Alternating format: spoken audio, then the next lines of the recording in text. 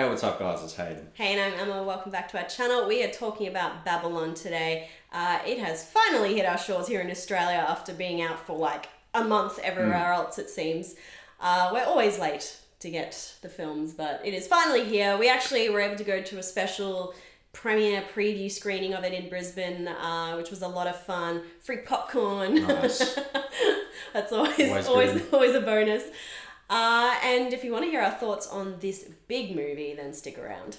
So Babylon follows the decadence, depravity and outrageous excess of 1920s Hollywood as we follow the rise and fall of a few big dreamers. Now this was a movie that I don't know if I had many expectations for. It wasn't really on my to watch list.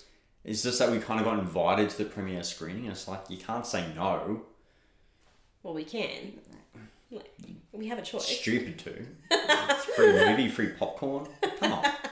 You have to sit with all the bigwigs. Obviously we said yes. Yeah, we said yeah. So look, we went and saw it and it was enjoyable. It was a fun time. But literally the first word that came to mind was chaotic. This movie is chaotic. Just straight from the opening scenes, just so much going on. Just visually, the sound, the score, just everything, just the colours. Yeah. It was chaotic. Yeah. It's funny that you say that because that's literally the word I have for this film. And it was the word that popped into my mind pretty much straight away and right through the whole thing. I'm like, this film is chaos. And I don't know if it gives you a lot of room to breathe either. Like, it's pretty much like just balls to the wall from beginning to end. And it is kind of following, again, like the sex, drugs, and I wouldn't say rock and roll, I'd say jazz, sex, drugs, and jazz of the 1920s Hollywood. And so it kind of makes sense in that regard.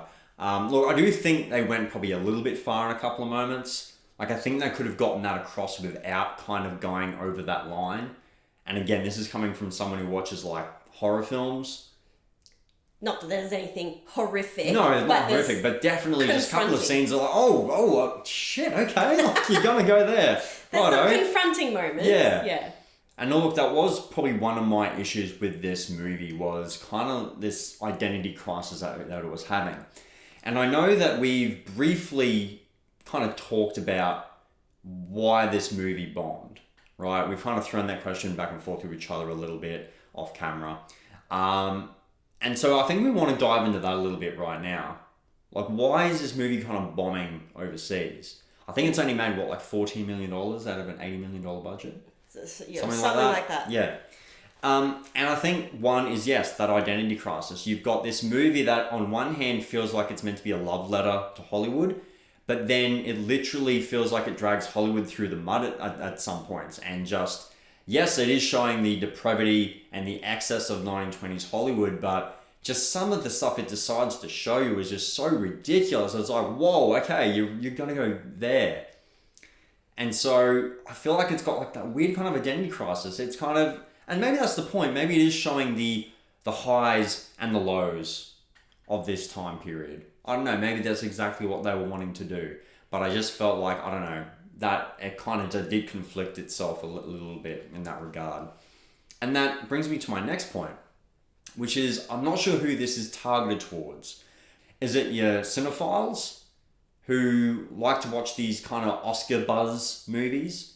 Is it for them? In which case, those extreme moments, I don't think that's really something that's going to, sit favorably with them. But at the same time, like, I don't think there's enough of that to really draw in the hardcore crowd either. And so I'm not sure if it's really got like this one niche target audience that it's really hitting. And when you try to hit everyone, you're going to hit nothing, right? It's you really do have to stick to like a genre and a niche when you're doing movies. So yeah, I think for me at least, that's why I think this movie is bombing. But I think you've got a different opinion on it. Yeah, so I hear all that, and I'm gonna disagree. Oh, okay.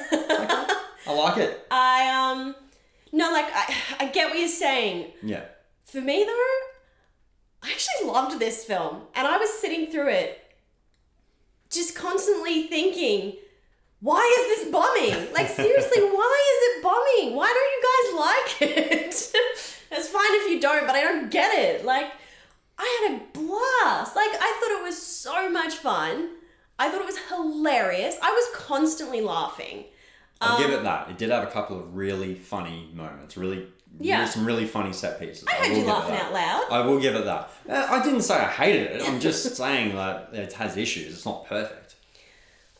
Look, I'm so disappointed for the film because it's such a big movie, and I feel sorry for everyone that it's not doing that well because I thought it was great.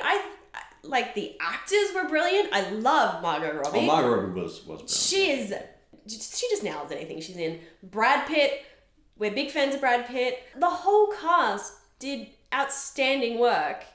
And the sets, the costumes, it was so over the top, and I also, look, maybe I'm a little bit biased in this sense because I love the 1920s. I love historical films. I don't know, but I don't You love your period pieces. I do love my period pieces, and I love old school Hollywood. So I don't know, I guess for me, maybe it just ticked a lot of boxes in that sense as well. But then, it's a comedy drama. I think I was laughing through at least half to 3/4 of the film. It did have its dramatic moments, especially towards the end. But I just had a good time, and I came out at the end going, damn, that was a good movie. That was so much fun. And, I did see the trailers for this, and I thought, that looks like a movie I could enjoy. But see, I watched the trailer and went, you know what? Probably don't need to see that. And maybe that's it. It probably just wasn't my kind of movie. And that's fine. That's fine. But I still enjoyed it for what it was. I'm not saying I hated it. Yeah. I'm just saying it had issues.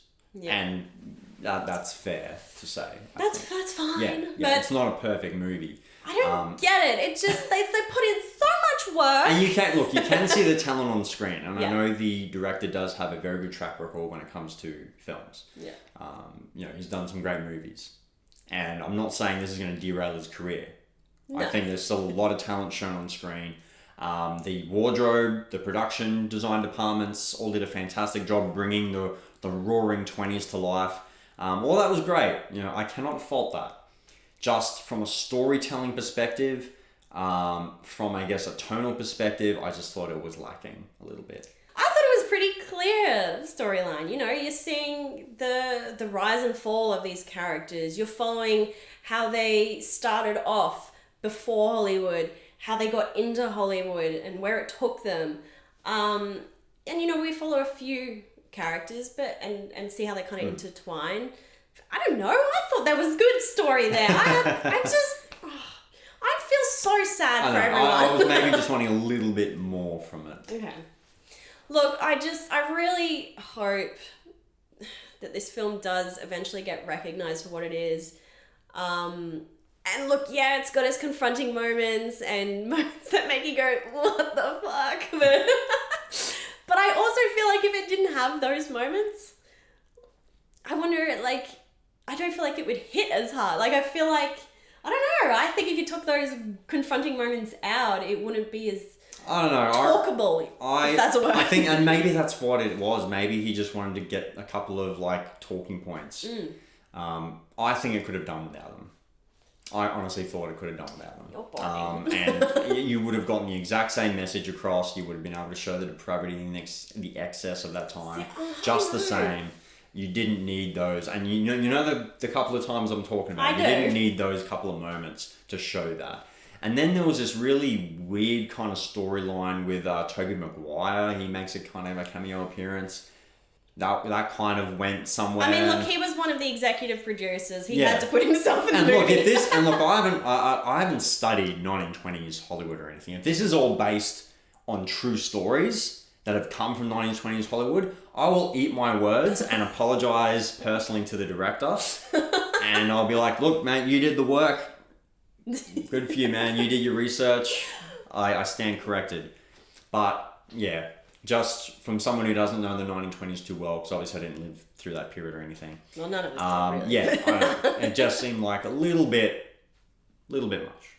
Look, the only little kind of tidbit that I had with it was Actually, in terms of the costuming, I thought in particular Margot Robbie. Look, again, as much as I love the 1920s, I don't know the full catalogue of what people were wearing back then.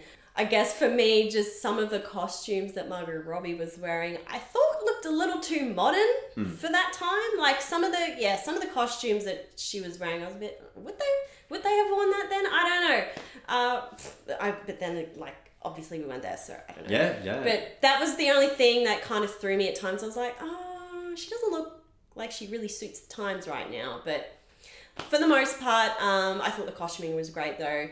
I'm so disappointed you didn't like it. Sorry. I can't wait to see this movie again. Like, this is a movie I want to watch again. Isn't it enough that I like The Star Is Born? Like, come on. That should have at least granted me, like, 10 brownie points right there. Yes, you will always be recognised for liking A Star Is Born in my books. Thank you. Okay, look. Shall we wrap it up there?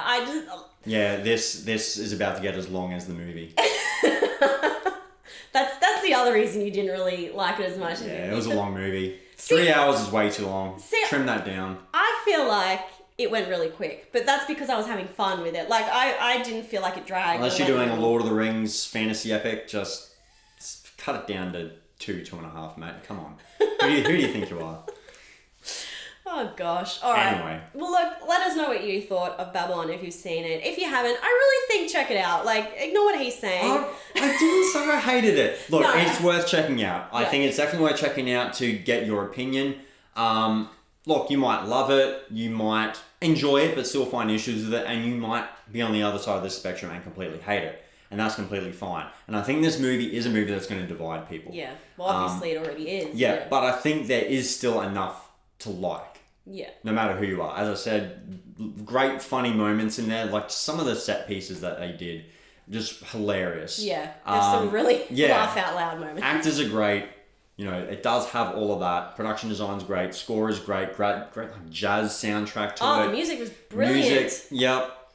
But yeah, just there's a few issues that pop up here and there, and that might, affect you a little bit more than it does some people, and that's fine. But I do recommend that you go check it out and make up your own mind, and then you know what to do. Come back here and let us know what you thought in the comments below. And then after you do that, make sure you do all that YouTube stuff as well. Slam that like button if you like what we do. Hit the bell for the notifications and you're notified of what we got coming up next. Subscribe to our channel and become part of the Headspace Films community. Most importantly of all, thank you guys so much for watching. Catch you guys in the next one. Bye. See you later.